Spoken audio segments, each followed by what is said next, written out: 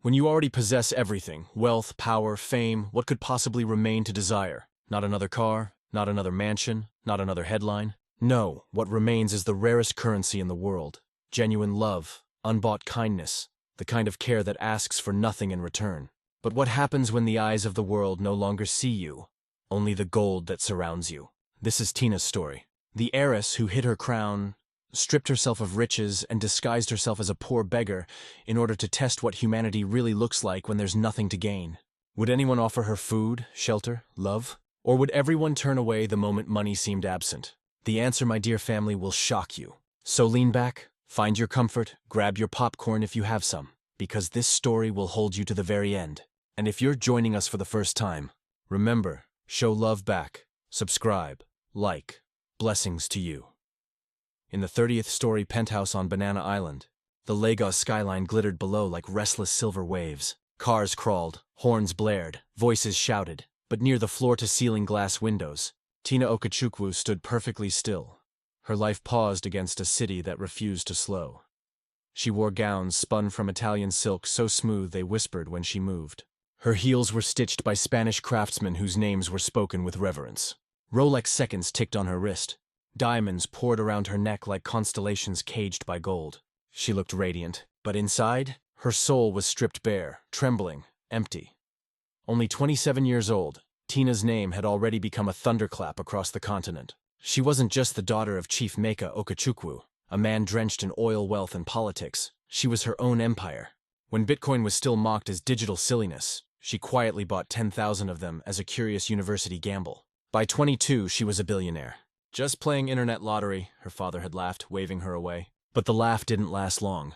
By the time the world caught up, Forbes covers, TED Talks, political dinners, and photo ops pursued her. People stood when she entered a room. Presidents addressed her with grins. Celebrities called her friend. When she posted even a picture of her coffee cup, a million screens lit up. Praise poured in like worship. And yet, her loneliness grew louder than applause. Because applause fades when the money isn't clinking. She had dated senators, moguls, foreign princes, each man with promises coated in honey but with greed gnashing beneath. Some wanted shares in her empire, some wanted her influence, some wanted the shine of her fame. None ever wanted her. None ever asked, Tina, what aches inside you? How do you feel, really? That question haunted her. It stalked her shadow even in moonlight. Late one night, tears blurred the billion-dollar walls around her. I need to know, she whispered. She stood in front of her tall mirror. Her reflection sparkled. Glossed lips, radiant skin, eyes framed in luxury lashes. A woman who looked like heartbreak had never touched her. But Tina knew pain. And suddenly, disguise was the only way she could unveil truth. Her fingers trembled, dialing her assistant's number. Angela, she ordered, voice tight. Clear my schedule. 2 weeks, nothing. Say I'm away at a private retreat. No interviews, no photos, no distractions, Angela stammered. Yes, Ma. Should I tell your father? No. Tina's voice cut, sharp as glass. No one must know. No one. Dawn found her transformed. The silks and diamonds were gone. Hair replaced with a rough scarf tied loosely, tight weave undone. Designer nails stripped bare. A faded skirt clung awkwardly against her. A torn t-shirt sagged at one shoulder, dust smeared across fabric. She pulled open her safe, stared at her endless wealth, and took only N5,000. Enough to buy sash water, maybe a plate of roadside food. No gold-plated phones, no watches, just a body disguised to test the beating heart of humanity. She slipped out the back door. Guards who bowed to her daily didn't even flinch, because they didn't recognize her at all. By sunrise, Tina Okechukwu, billionaire and icon, walked the grit-pounded ground of Alaba International Market, where no one even looked twice, let alone recognize the worth in her pocketless hands. And that was exactly how she wanted it. By 8 a.m., the market was swelling. Hawkers screamed prices. Traders fought for buyers. Buses honked with reckless rage. The air smelled of sweat, smoke, roasted corn, dust. Stepping into it, Tina felt herself vanish. No one called her Ma. No one stared in admiration. She was invisible. Stomach growling, she tested the crowd. Please, she whispered to a woman slicing pawpaw. I haven't eaten. Just one slice. The woman didn't even pause her blade. You'd scare my customer. Come out from here. Shock burned Tina. She stumbled toward laughing mechanics, plates of amala in their grease-stained hands. Something small. I can sweep. Anything. The largest one barked, carry your madness, go somewhere else. They laughed as though she'd told the joke herself. Every step deeper into the market cut her thinner. Insults followed like flies. "You no even find Seth," hissed one man. Another woman spat. "Shall you shameless beggar be?" No one saw her. No one cared. Tina, the same Tina whose crypto wallet casually held over $200 million, was swatted aside like dirt. Her real worth didn't matter. This was the test, and humanity, it seemed, was failing spectacularly. By noon, her scarf was drenched in sweat.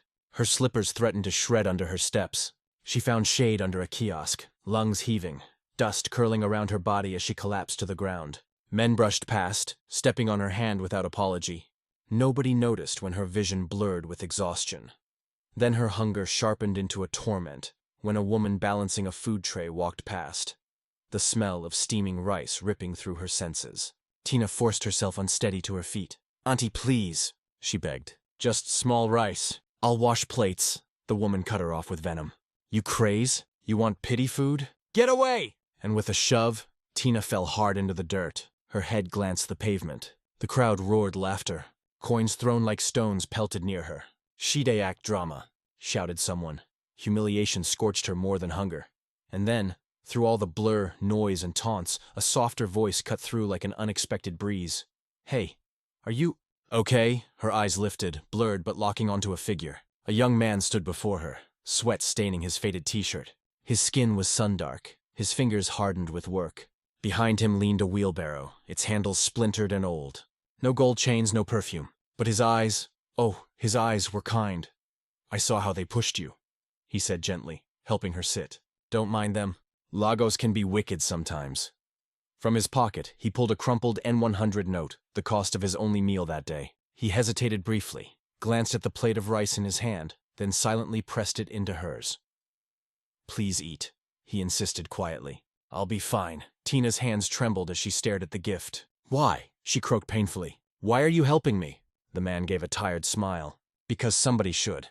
That's all." And in that moment, filthy, hungry, humiliated, Tina Okachukwu received the first true act of kindness all day. She looked down at the warm plate, and her hands shook as she held it. She had been mocked, pushed, insulted, and now for the first time in her life as a homeless girl, someone had shown her real, unfiltered kindness. Tears rolled down her cheek. She sat beside Obi and ate, not like a billionaire, but like a starving soul. And as the market noise faded in the background, she knew this man might just be the answer to the question that brought her here. The afternoon heat was slowly dying, but Tina's heart had just begun to warm. She sat beside Obi on a wooden bench outside a small bua named Mama Sweet's local kitchen, still holding the empty plate of rice he had given her. For a moment, neither of them spoke. She glanced sideways at him. His shirt was torn at the collar, his slippers mismatched. His palms were calloused and sweat had carved deep lines in his forehead. His eyes held something rare. Peace, kindness. Obi looked at her again. "I don't know what brought you here," he said softly, "but if you need food again tomorrow, I'll be here by 11 Sue." Tina's heart skipped. Nobody had ever cared enough to offer her something without asking for anything in return. She wasn't used to this. Not without cameras, not without expectations, not without masks. She wanted to ask him why he cared, why he saw her. But the words got stuck in her throat. Instead, she simply nodded. "Thank you." That night, Tina didn't sleep on silk sheets or Egyptian cotton. She curled up behind a Loquin stall in a corner of Alaba Market, resting her head on her nylon bag and hugging her knees against the cold. The ground was hard. The noise was constant. Mosquitoes fed on her arms without mercy. And yet, her heart was full because for the first time in a long time, she wasn't pretending. The next day, by 10:55 a.m., Tina was already sitting on the same wooden bench outside Mama Sweet's, nervously picking it at her fingers. Her scarf was now dustier than before. Her feet were sore, but her eyes were alive with quiet hope. Then she saw him, Obi, walking through the market, pushing a rusty wheelbarrow that creaked with every movement. He had a small black nylon bag in one hand and a bottle of water in the other. When he saw her, he smiled. And for some reason, that smile felt more valuable than all the Rolexes and Range Rovers she had ever owned. "I bought beans and plantain today," Obi said as he sat. "Figured maybe you'd be tired of rice." Tina laughed. It was the first time in days. "I'm not picky," she replied. They shared the meal half and half. Obi always gave her the bigger portion, claiming I have more flesh to burn. And Tina, who once dined with kings, now ate beans by the roadside and felt richer for it. Over the next few days, they fell into a quiet rhythm. Obi never asked questions. He never pushed. He only showed up. Every morning, every lunch break, every evening with either a plate of food or a warm word. "Why are you doing this?" she finally asked one evening as they sat under a leaking umbrella beside a drainage canal. Obi leaned back, his face darkened slightly, but not with anger, more like old pain rising to the surface. "You really want to know?" he asked. Tina nodded slowly. "Please." He looked away for a long moment, then motioned for her to follow him. They walked through the winding back streets of Ajagunle, where rusted zinc houses leaned like they were tired of holding up pain. Children played with worn-out slippers. Chickens ran across narrow paths, and the air smelled of boiling beans and burning firewood. Finally, they stopped at a small rusted gate. "This is where I live," Obi said, unlocking the latch. The compound was quiet. A half-broken tap dripped lazily in one corner. From a window nearby, a soft voice called out, "Daddy!" A little girl about 7 years old ran out barefoot and flung her arms around Obi. Her hair was tied with colorful beads. Her smile could melt iron. Tina's heart caught. "This is my daughter, Jessica," Obi said, lifting the girl up. Jessica looked at Tina curiously. "Daddy, is this my new mommy?" The words stung. Tina's lips parted, but she couldn't speak. She looked at Obi. He sighed, putting Jessica down.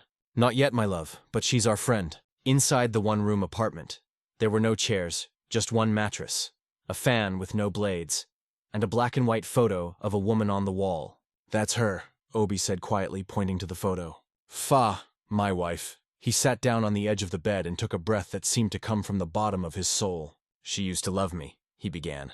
"When I had a job, when I worked in the oil sector, I got her a car when Jessica was born, her push gift.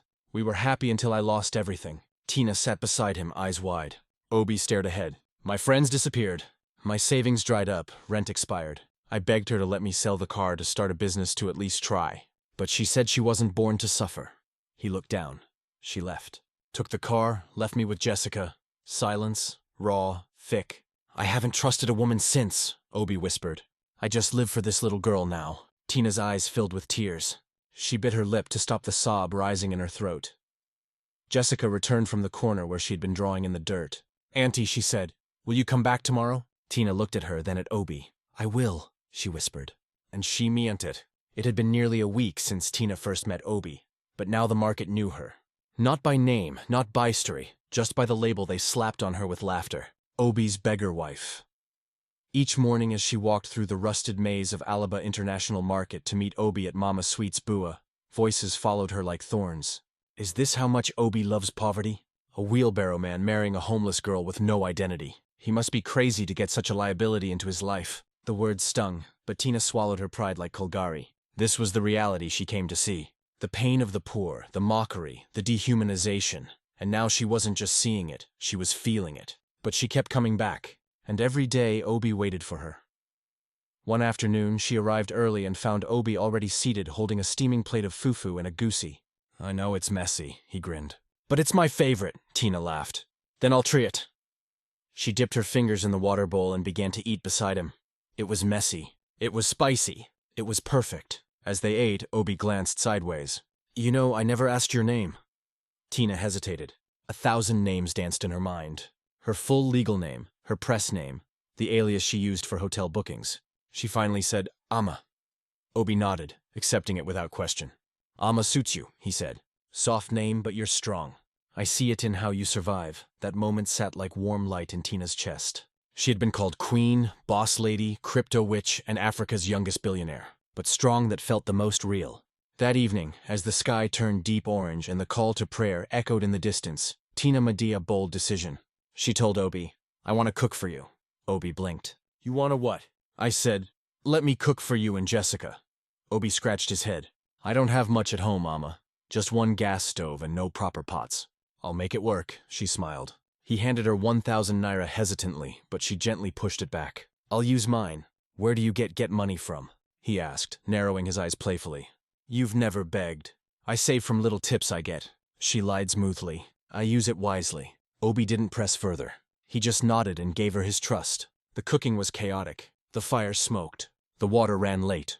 The tomatoes had more seeds than flesh, but by 700 p.m., the zinc kitchen in Obi's one-room home smelled like heaven. Jessica clapped when she saw the food. Jollof rice. She squealed. And fried plantain. "Daddy, I love Anyama." They sat on the floor and ate with their hands. Jessica giggled. Obi chuckled. Tina laughed. Real laughter. The kind that fills empty spaces inside your soul. But just as Tina was beginning to settle into the warmth, a storm brewed outside.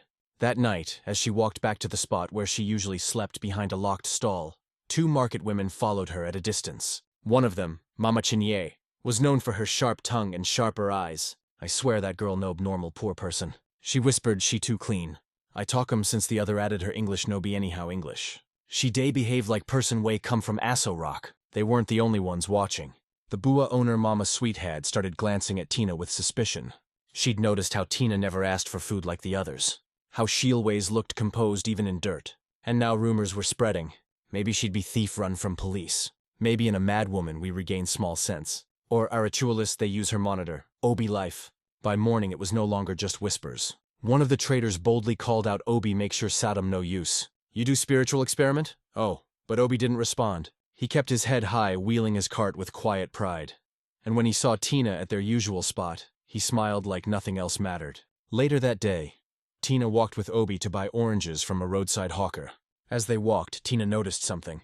A young boy tripped and spilled his tray of boiled eggs onto the ground. Traders laughed.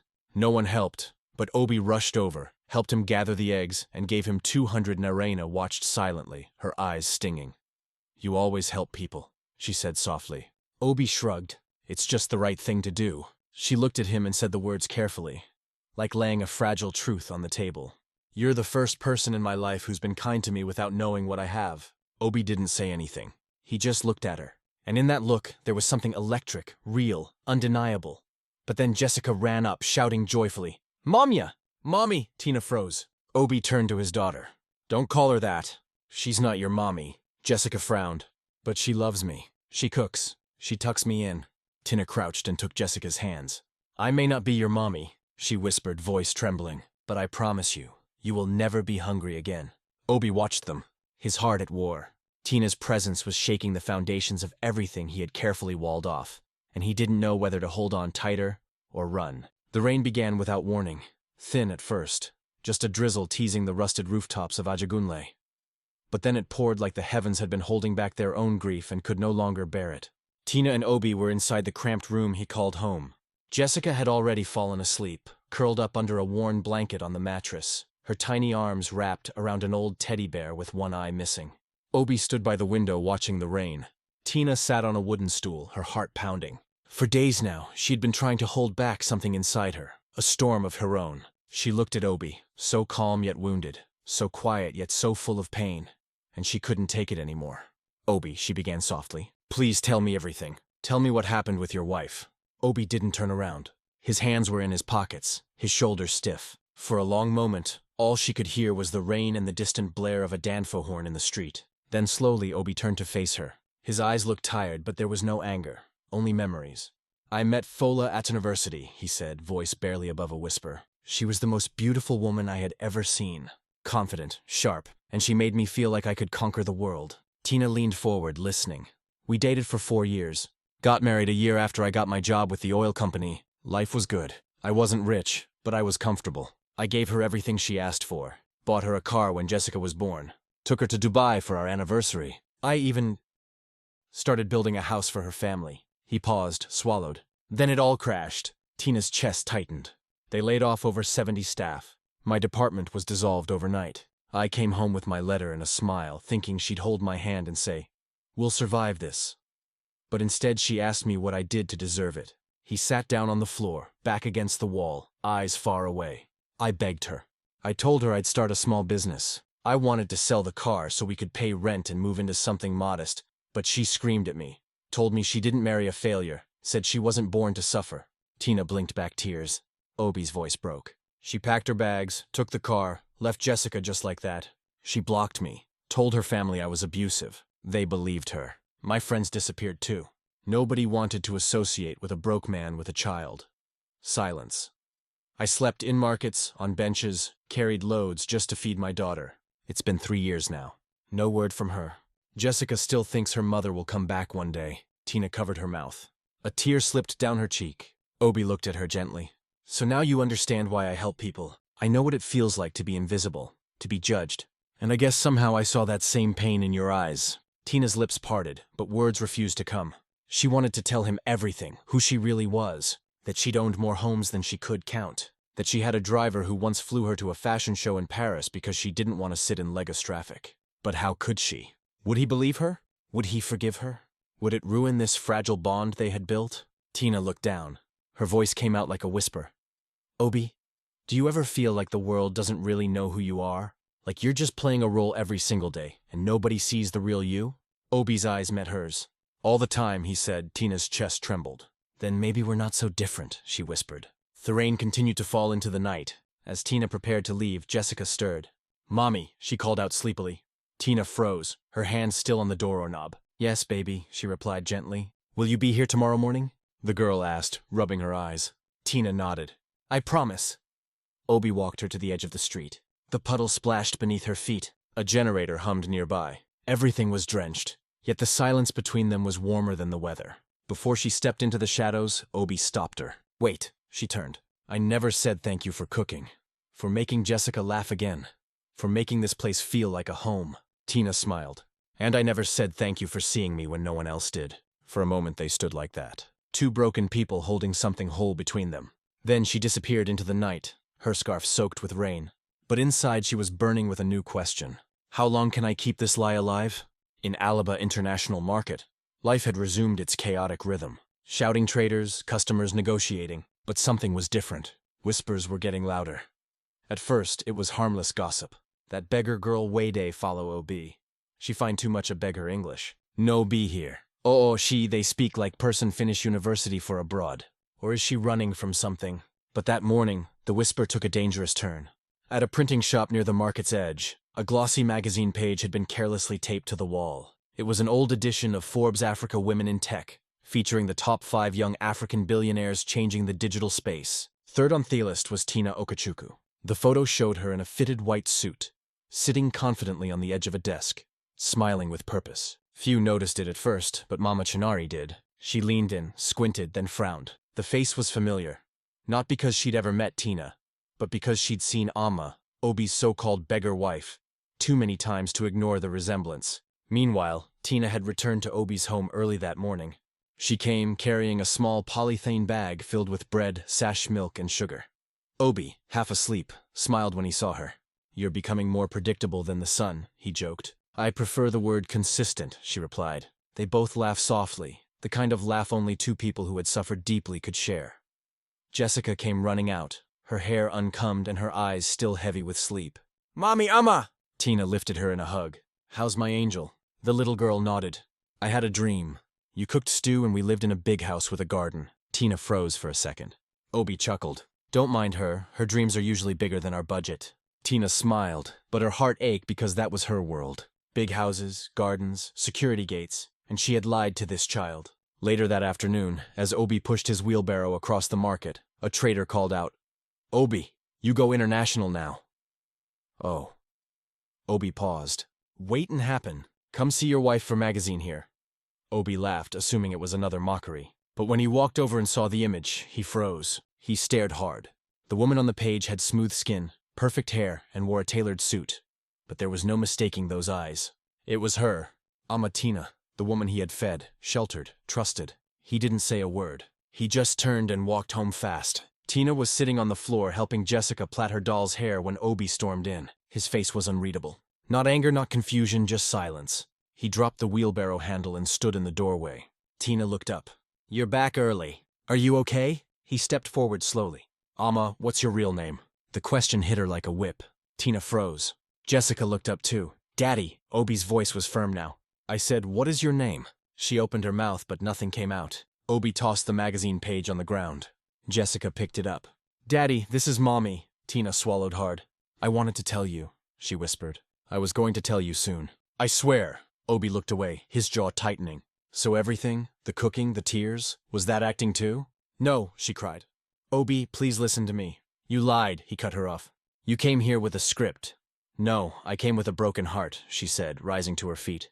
I came because I was tired of being loved for the wrong reasons. I wanted to find something real, and I did. With you. With her. She pointed to Jessica, who was holding the magazine with confusion in her eyes.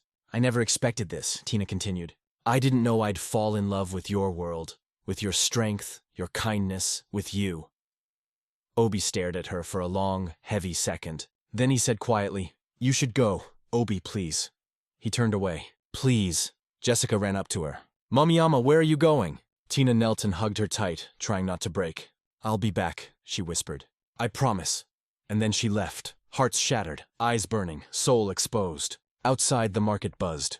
People were already murmuring about the mystery girl who had turned out to be a billionaire in disguise. Some admired her, some mocked Obi, others just stared. But Tina didn't care anymore. She had played her game and lost, or so she thought, because she didn't know that the next 24 hours would change everything forever.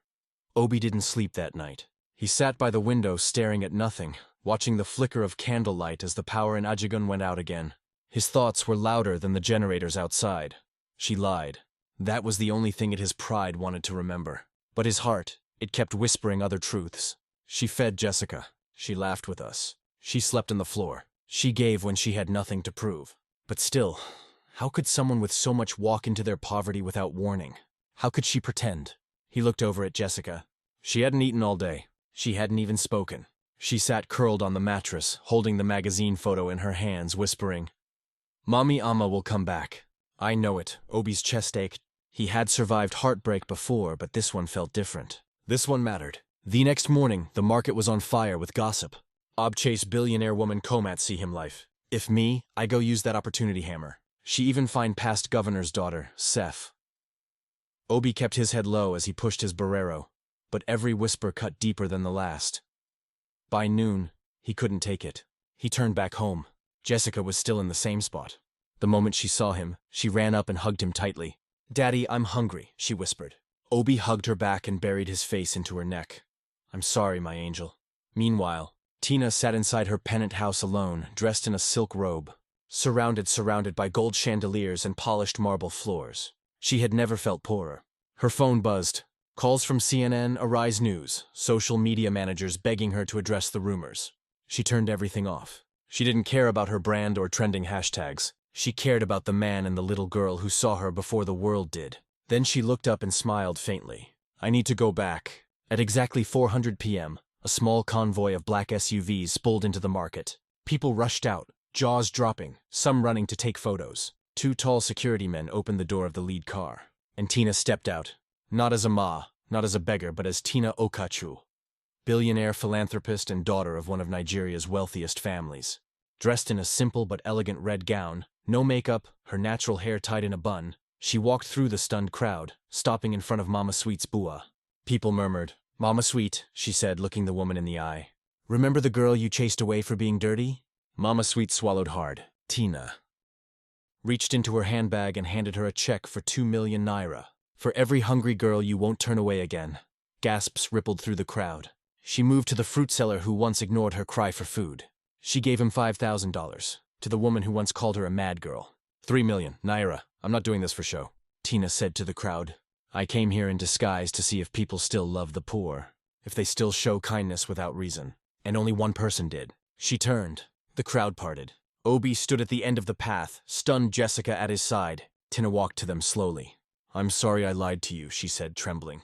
"I should have told you who I was, but I was scared. Scared of ruining what we had. Scared you'd treat me like everyone else did." Obi said nothing.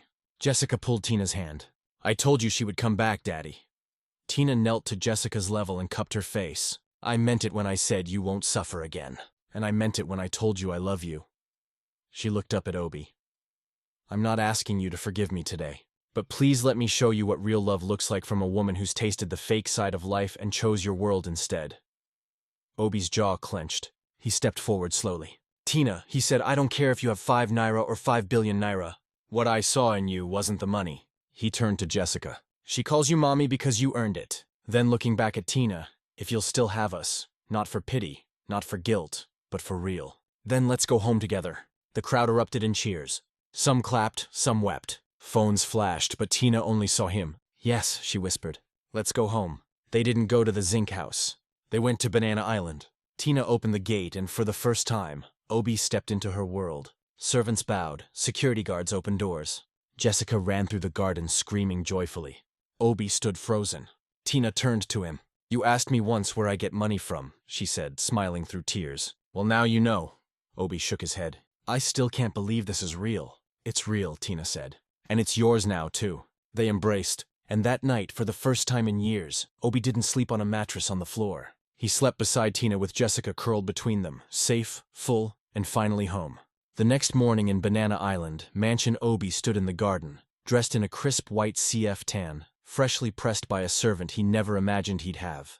His hands were folded behind his back, watching as Jessica chased butterflies, giggling, her feet bare in the soft grass. From the glass doors, Tina stepped out, holding a cup of tea. No silk robe, no demons. Just a simple white dress and her hair wrapped in a scarf. But Obi had never seen her more beautiful. You're quiet, Tina said, handing him the cup. He smiled. I'm still trying to understand how I moved from pushing a wheelbarrow to this. Tina chuckled softly. I'm still trying to understand how I moved from being followed by cameras to being fulfilled by a little girl's laughter. They stood there in silence for a moment. Then Tina touched his arm. Are you ready? He nodded. Let's do it. 2 hours later, a fleet of black SUVs moved through the dusty roads of Alaba Market.